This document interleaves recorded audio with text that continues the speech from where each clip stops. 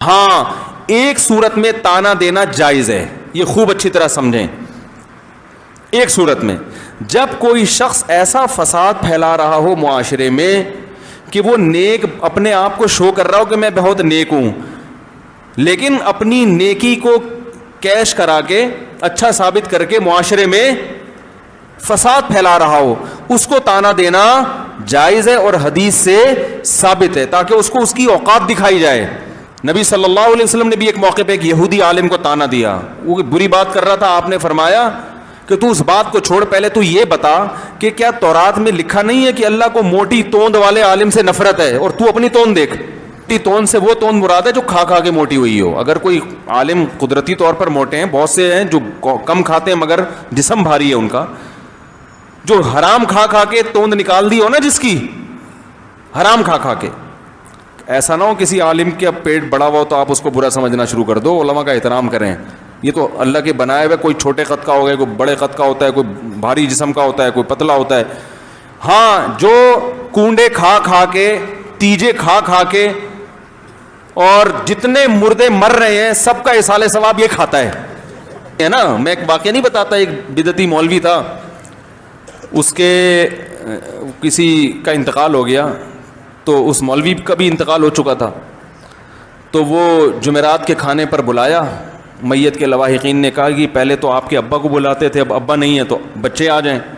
تو بچے جب کھانا کھانے کے لیے جانے لگے، جمعرات کا کھانا، تو بچوں کی ماں نے کہا دیکھو بیٹا، اتنا کھانا ہے کہ باپ کی روح کو تسکین ہو جائے کہ میرے بعد یہ سلسلہ ختم نہیں ہو، اور باپ کو بدنام نہیں کرنا، روح کو تکلیف نہیں پہنچا، بدنام نہ، ناک نہ کٹوا دینا معاشرے میں، طبیعت سے پھوڑنا بیٹھ کے نا.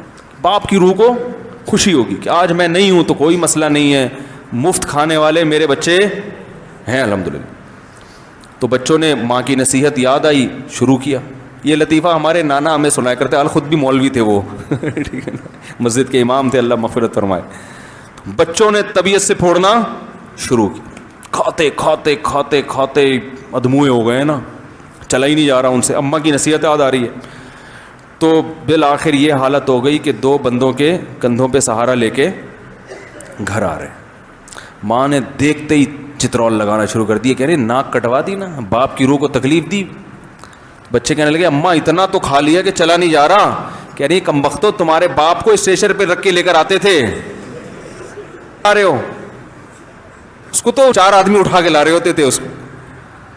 تو نبی صلی اللہ علیہ وسلم نے ایک یہودی عالم کو تانا دیا، وہ اسلام پہ اعتراض کر رہا تھا، باتیں کر رہا تھا. آپ نے تانا دیا کہ کیا تورات میں نہیں لکھا ہے کہ اللہ کو موٹے توند والے عالم سے نفرت ہے؟ تو پہلے اپنا حلیہ تو دیکھ، کھا کھا کے توند نکالی ہوئی ہے، تورات پر عمل کر نہیں رہا جو اللہ نے تمہیں کتاب دی تھی، اور ہمیں کیا کر رہا ہے؟ نصیحتیں کر رہا ہے. تو اس سے پتہ چلتا ہے کہ تانا بعض صورتوں میں، اس سے ایک تو یہ بھی پتہ چلتا ہے کہ اللہ کو زیادہ کھانا، بولو بھائی پسند نہیں. جمعرات کے بھی کھانے ہیں، ادھر سے کنڈے کا کھانا آ گیا، ادھر سے پتہ نہیں کیا کھائے جا رہے ہیں یار. اسلام میں تو بھائی روزے رکھنا ہے، پیر جمعرات کا رومی. دیکھو نبی صلی اللہ علیہ وسلم کے یوم پیدائش میں آپ نے روزہ رکھا ہے. ہمارے یہاں دیگیں پکتی ہیں 12 ربیع الاول کو نا.